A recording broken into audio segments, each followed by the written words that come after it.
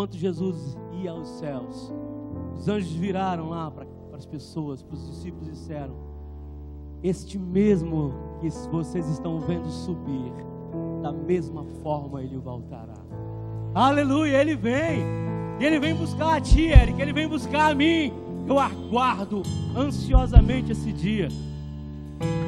A palavra de Deus diz que passarão os céus e a terra, passarão gerações, os filhos do Ângelo passarão, os filhos do Davi passarão, os filhos do neto do Paulo passarão, mas a palavra do Senhor é eterna, essa não há de passar.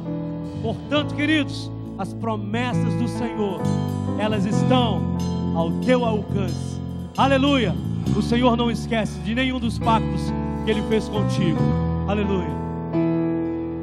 Deus de pactos, que guarda as tuas promessas, que cumpre tua palavra.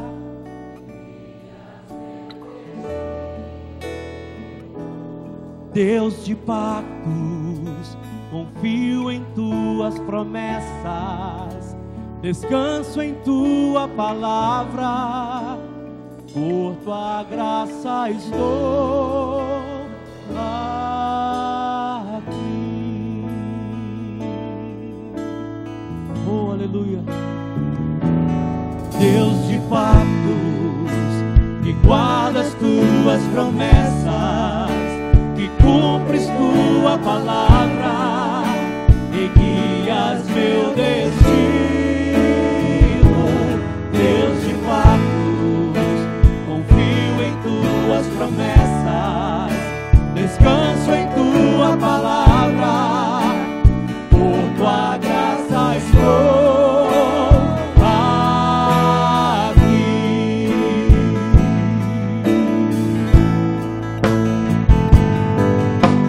Na intimidade, no abrigo de tua glória posso estar junto a ti. Ao ver tua santidade, estou maravilhado ante ti, e teu amor nunca mais serei igual ao sair deste santíssimo lugar. Deus de pactos, que guardas tuas promessas, que cumpres tua palavra e guias meu destino. Deus de pactos, confio em tuas promessas, descanso em tua palavra, por tua graça estou aqui.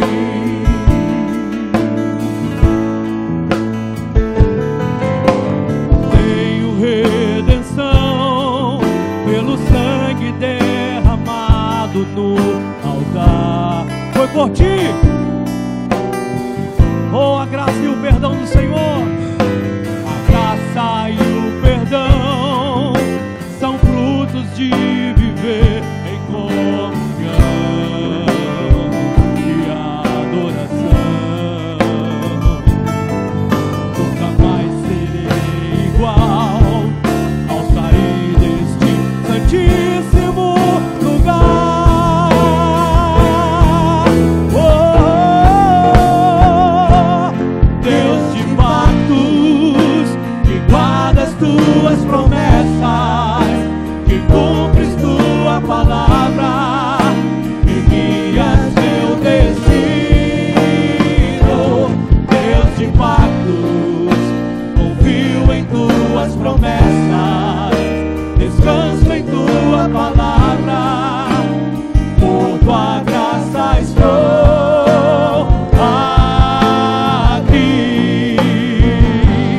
Deus de pactos, que guardas tuas promessas, que cumpres tua palavra, que guias meu destino.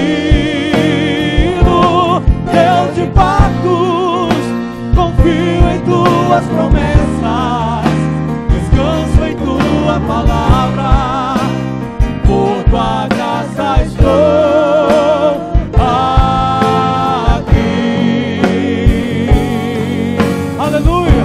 pela tua graça, Senhor, que nos alcançou. Nós estamos aqui, aplauda ao Senhor. Aleluia, santo é o seu nome. Paz e bênção, amados, louvado seja o nosso Deus. Abra sua Bíblia para o livro do profeta Jonas. Livro do profeta Jonas.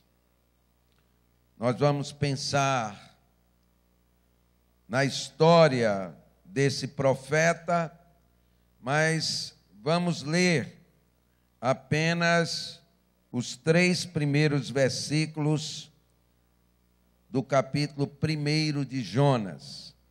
Mas estaremos falando sobre a história desse profeta. Jonas, capítulo 1, do verso 1 ao verso 3. A palavra do Senhor diz o seguinte: o Senhor deu esta mensagem a Jonas, filho de Amitai: apronte-se e vá à grande cidade de Nínive, anuncie meu julgamento contra ela, pois vi como seu povo é perverso.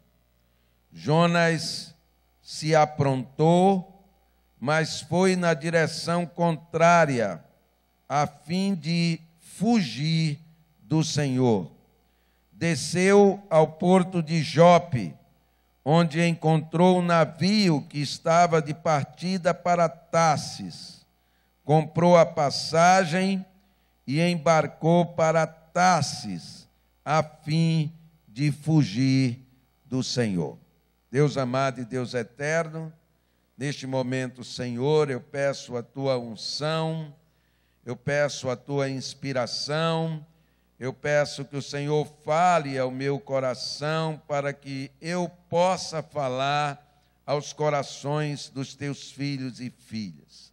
Ajuda-nos ao final desta palavra a tomarmos as medidas, a tomarmos as decisões, as atitudes que precisamos tomar.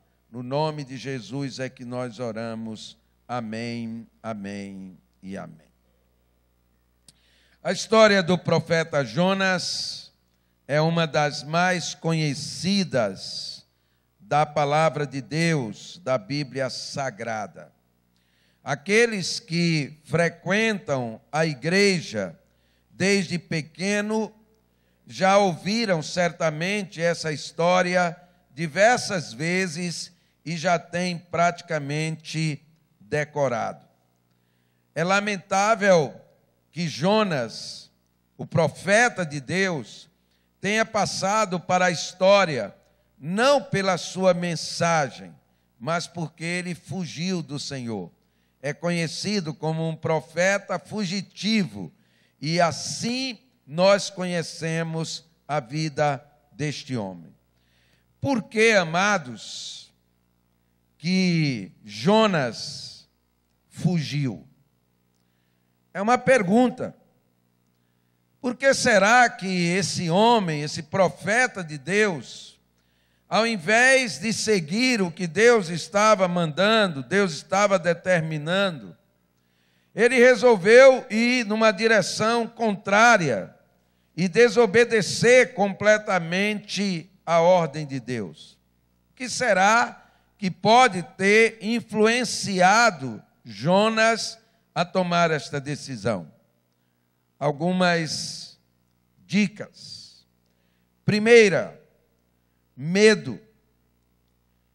Cremos que Jonas teve medo da missão que ele recebeu, medo de cumprir aquilo que Deus estava determinando, medo de pregar a mensagem que Deus estava mandando que ele pregasse. Nínive era a capital da Assíria. E a Assíria, uma nação poderosa, era inimiga de Israel e conhecida pela sua perversidade, pela sua maldade. Os historiadores dizem que a Síria, quando capturava os seus inimigos, ao invés de matá-los imediatamente, essa nação ia matando aos poucos, cortando partes do corpo, infligindo grande sofrimento aos seus inimigos antes de matá-los. Então, Jonas recebe de Deus essa missão. Ele tem que ir até a Síria, ele tem que ir até Nínive, uma cidade grande para aquele tempo, com 120 mil habitantes, uma cidade perversa e cruel, e ele tem que chegar ali com a mensagem que é contundente. A mensagem é: Deus não está gostando do que vocês fazem, Deus vai julgar vocês, e Deus vai cobrar caro se vocês não se arrependerem. Era como se Deus dissesse para mim: vá em determinada pessoa e diga para ela, se você não se arrepender, você vai para o inferno. É uma mensagem dura, difícil, exortativa, disciplinadora, e não é fácil de ser pregada.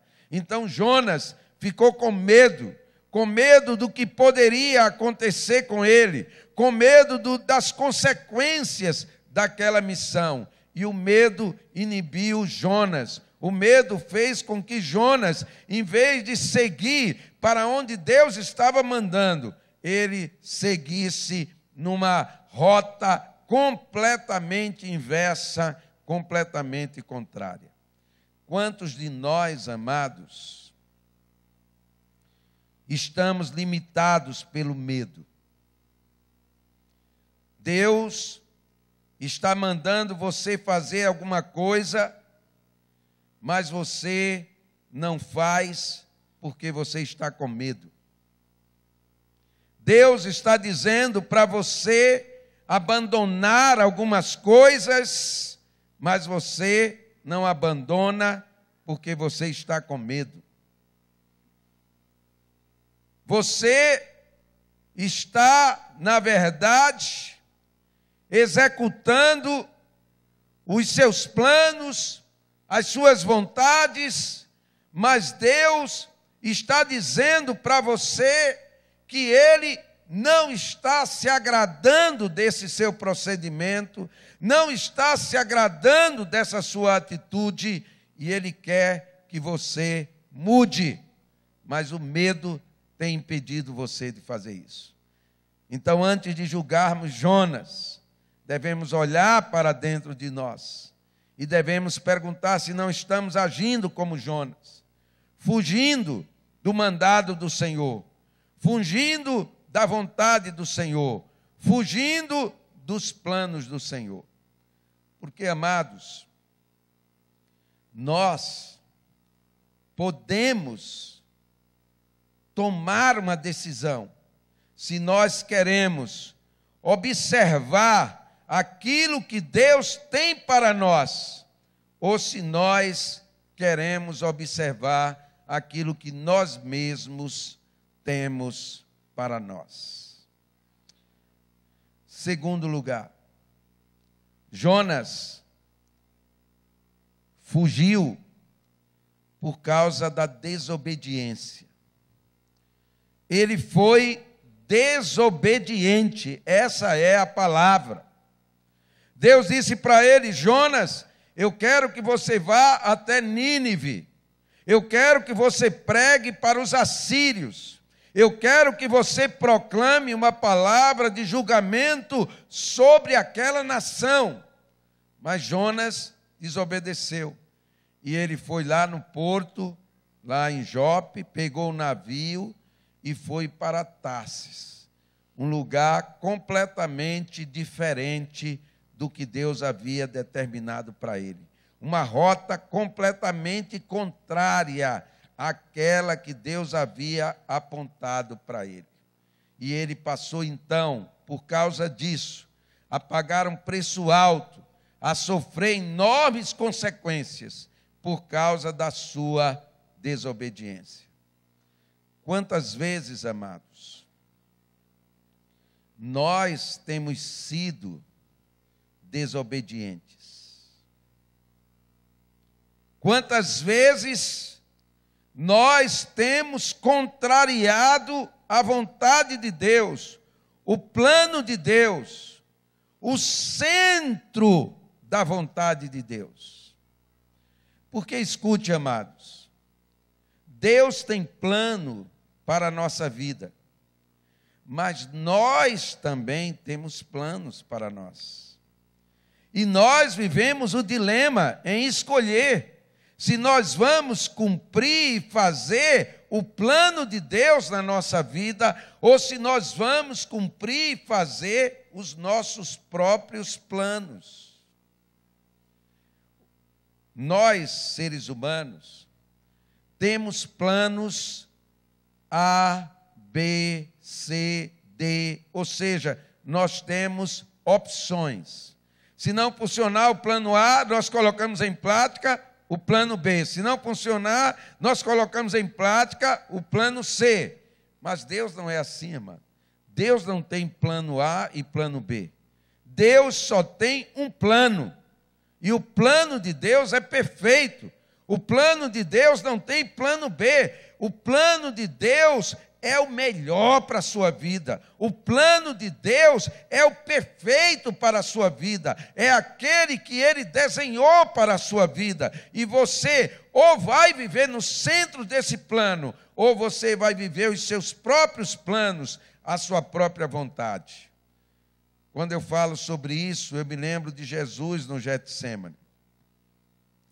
Talvez o lugar mais difícil para Jesus tenha sido o Getsêmani, mais do que a cruz. Porque ali no Getsêmani, Jesus enfrentou o conflito da sua vontade e da vontade de Deus. Jesus enfrentou o conflito dos seus planos e os planos de Deus.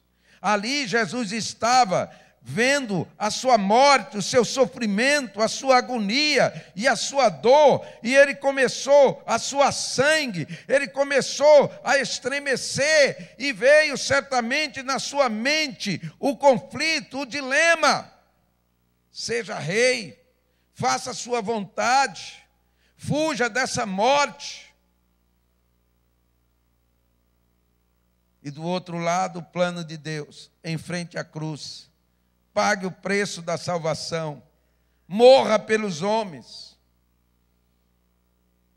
Jesus ora ao Pai: Pai, faça a tua vontade. Se é possível, passa de mim esse cálice, mas se não é possível, que a tua vontade seja cumprida. E porque ele cumpriu a vontade de Deus e foi lá na cruz, essa igreja existe. Você está aqui, nós estamos aqui. Se Jesus tivesse feito a sua própria vontade, os seus próprios planos, nós não estaríamos aqui. Quantos de nós, amados, estamos vivendo em desobediência? Quantos de nós estamos fora dos planos de Deus? Quantos de nós, dentro da igreja, estamos vivendo uma vida que não foi a vida que Deus desenhou para nós? O que está acontecendo na sua vida não é a vontade de Deus, não é o planejamento de Deus. A vontade de Deus é perfeita, agradável, é uma vontade sem defeito.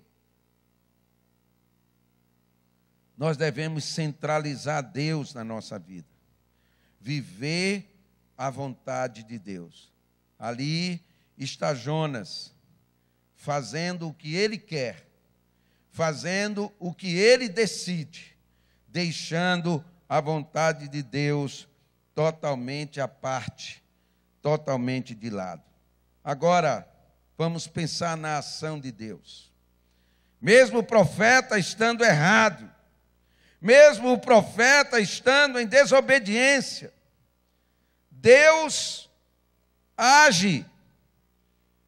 E Deus age com misericórdia, com compaixão, para recuperar aquele homem, para restaurar aquele homem.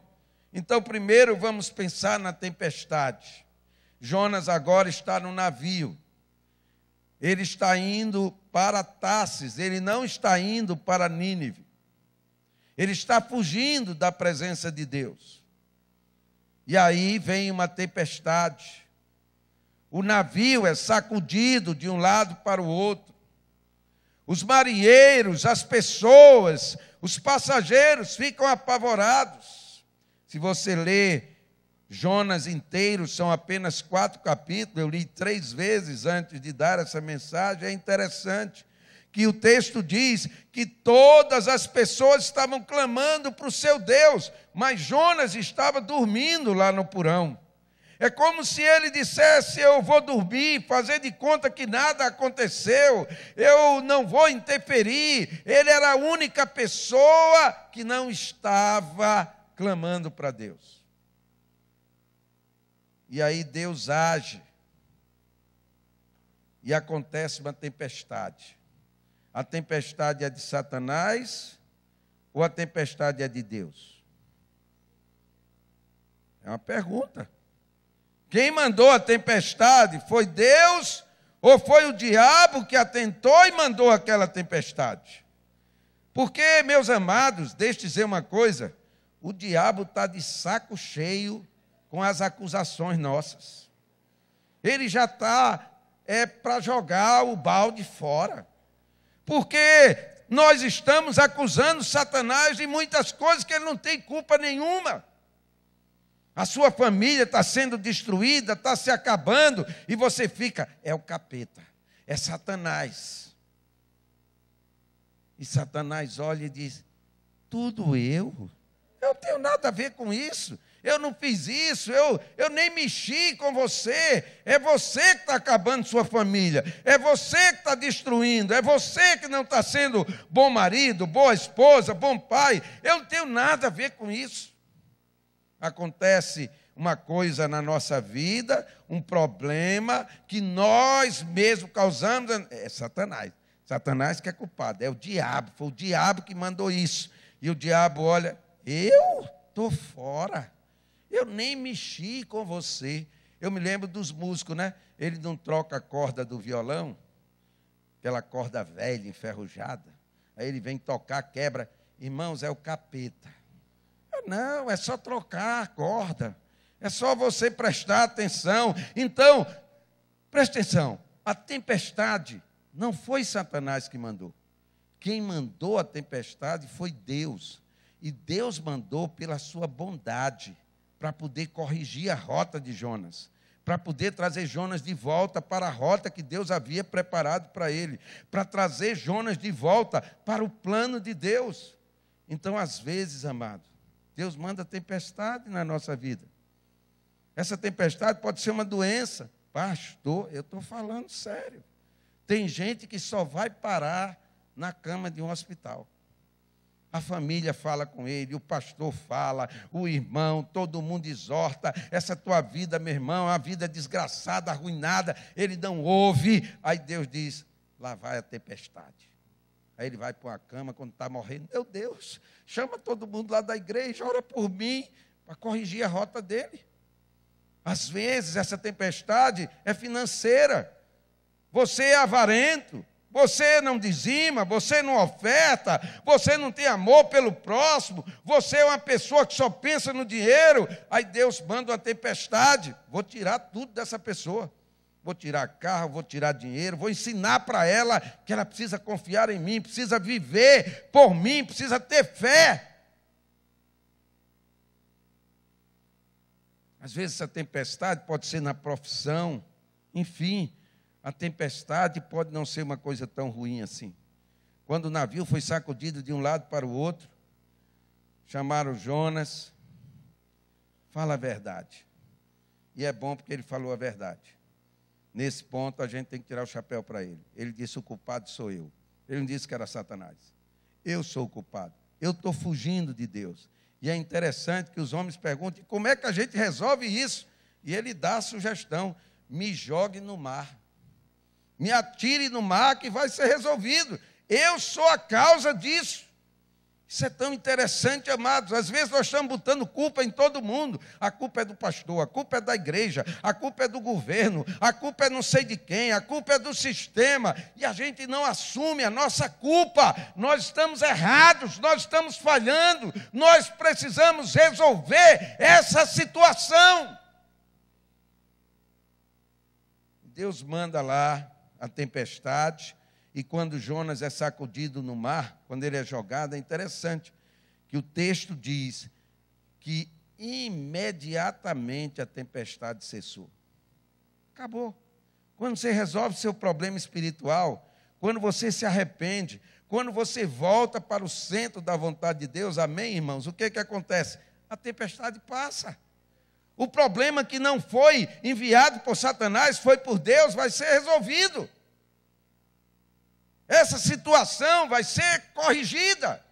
Por quê? Porque você voltou para o centro da vontade de Deus. Porque Deus disciplina aquele a quem Ele ama. Sepultura, eu não me lembro de ter levado uma surra. A minha mãe também está na sepultura, eu mas não me lembro, amado. Os cintos que ela me dava até hoje ainda me lembro. Ela batia.